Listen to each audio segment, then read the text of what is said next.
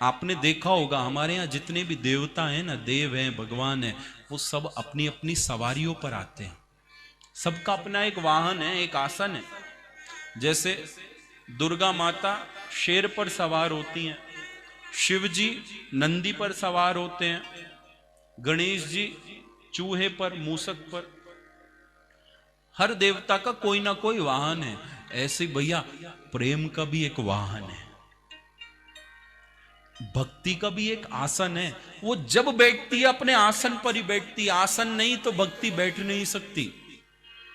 और भक्ति का आसन है दैन्य, दीनता। सब कुछ आता है लेकिन लगता है कुछ भी नहीं आता।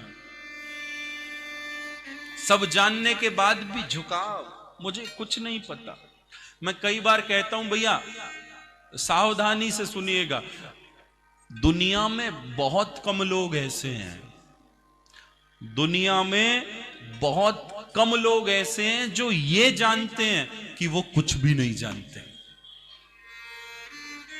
जो ये जानते हैं कि वो कुछ भी नहीं जानते। और जिसे ये पता है ना मैं कुछ जानता हूं, धोखा है जीवन के साथ।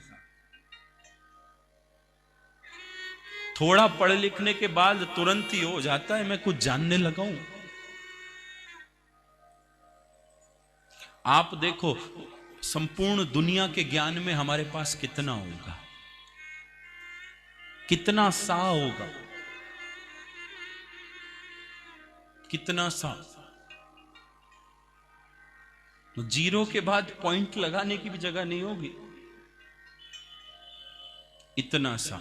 लेकिन कुछ जानने के बाद अभिमान बहुत हो जाता है, बहुत सहजता में अभिमान हो जाता है।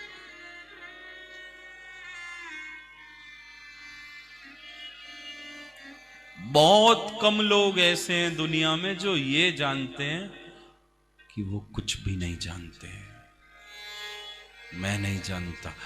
और भक्ति उसी के जीवन में आती है जो झुकना जानता है,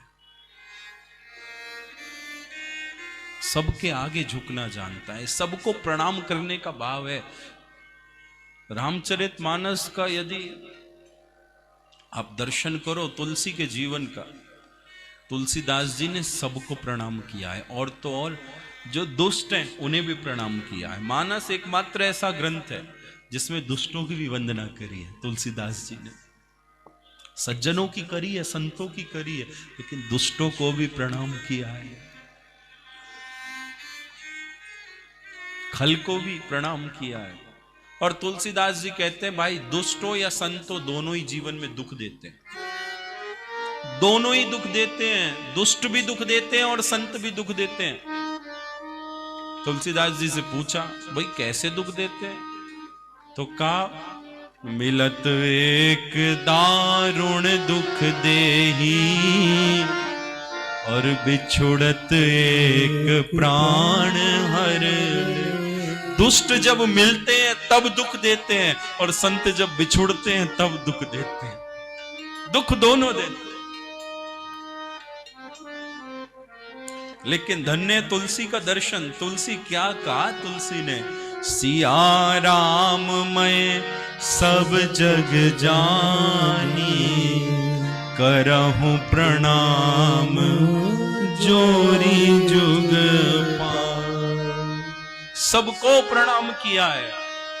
यदि सबको प्रणाम करने का भाव उदित नहीं होता तो मानिएगा अभी साधना कच्ची है, अभी साधन पका नहीं है, अभी साधना के बीज में पेड़ उदित नहीं हुआ।